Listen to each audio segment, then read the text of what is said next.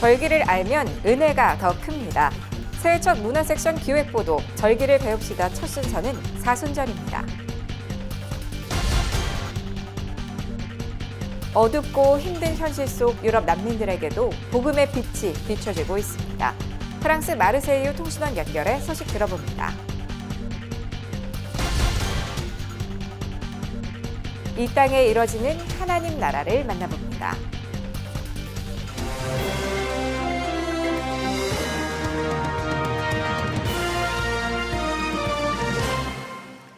안녕하십니까. CGN투데이는 목회와 신학, 선교, 가정과 교육, 문화, 무슬림 영역의 심층 소식들을 요일별 섹션 뉴스로 전해드리고 있습니다. 목요일인 오늘은 문화입니다.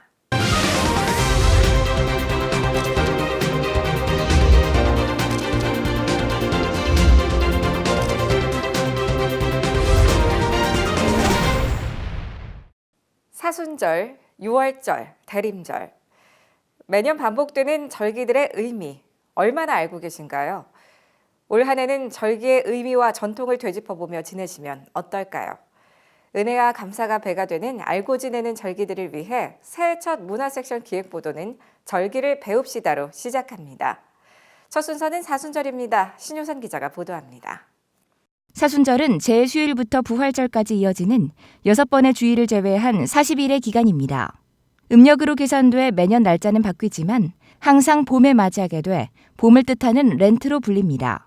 원래는 40일이라는 날짜가 정확하게 정해져 있지 않았지만 325년 니케아 공의회 이후로는 이제 40일을 기념하는 날로 정했고 그 40일이라는 숫자 자체가 그리스도께서 사역을 시작하시기 전에 광야에서 받으셨던 고난의 날짜와 똑같기 때문에 그 의미를 더해서 고난을 받는 기간으로 정하고 있습니다.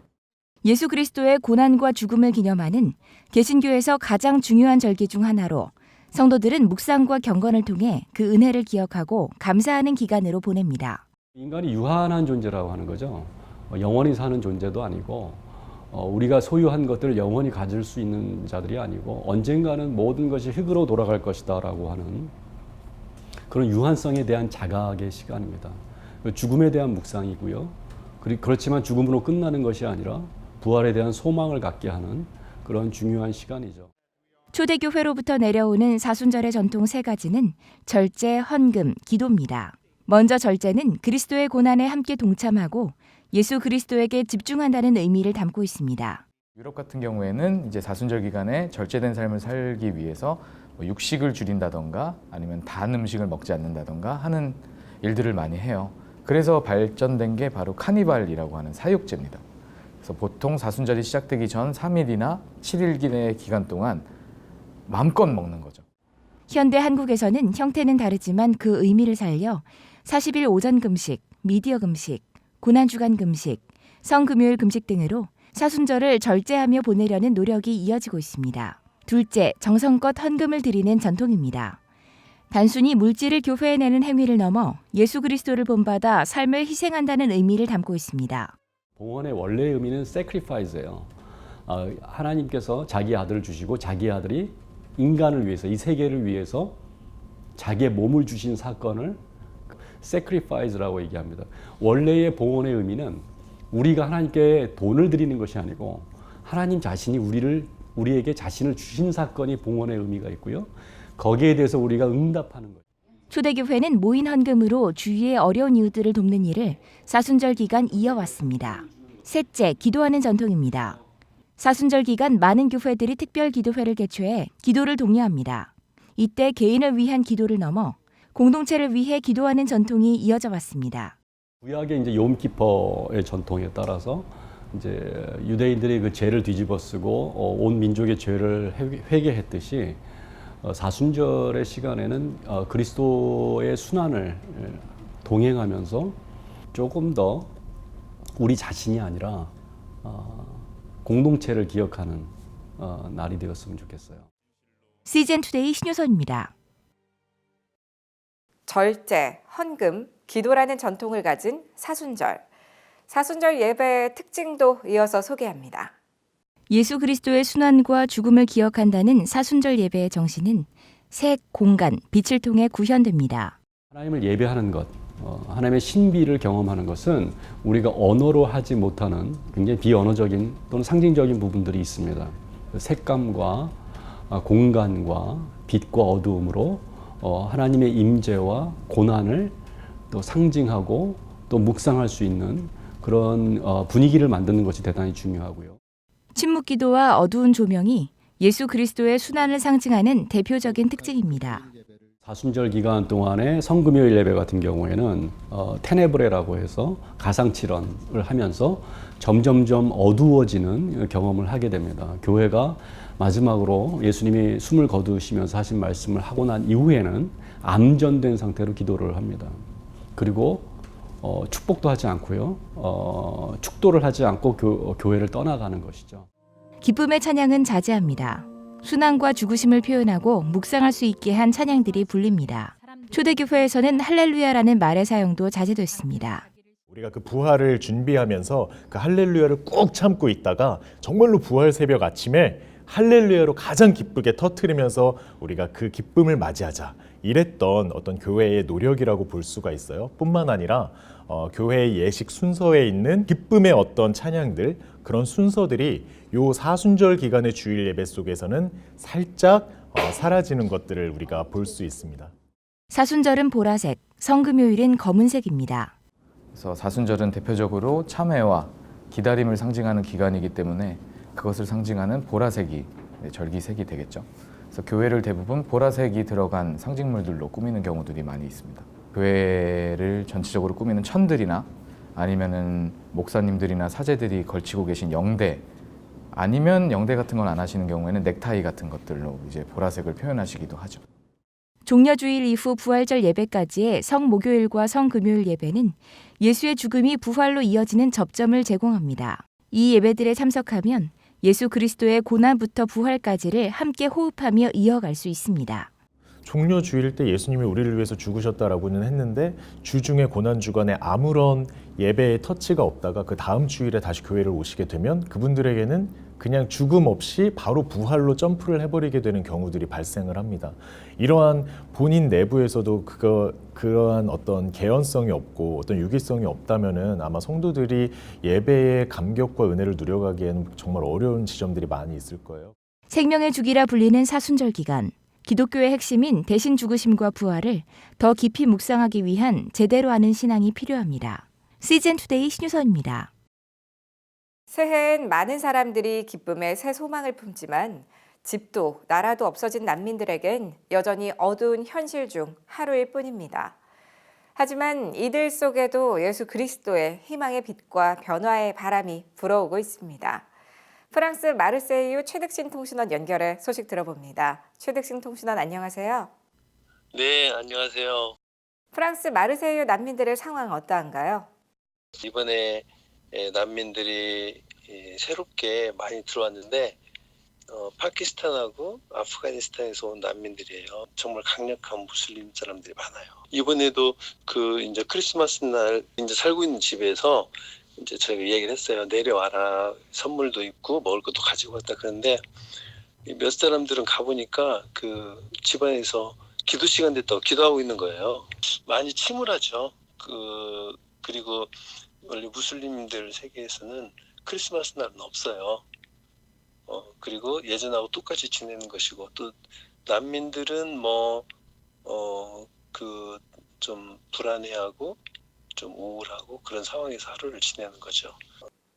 네, 강성 무슬림들이지만 예수님 소식을 들은 난민들 안에는 작지만 지속적인 변화가 일어나고 있다고 들었습니다. 소식 전해주시죠.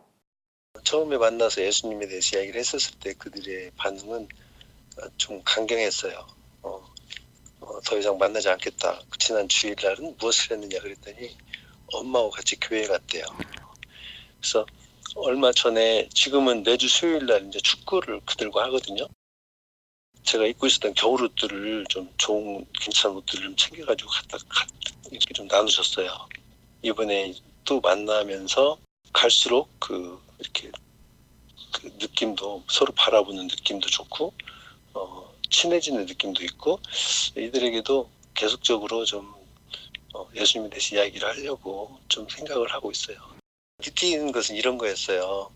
이들에게 꾸준히 만나서 꾸준히 이야기를 하게 되면 나도 모르는 사이에 이렇게 변해 있다는 것을 좀 또 배우게 되었어요. 저희가 갈 때마다 반갑게 맞이하고 얼굴도 밝아지고 아주 적극적이고. 네, 마리세유와 난민들 위한 기도 제목 부탁드립니다.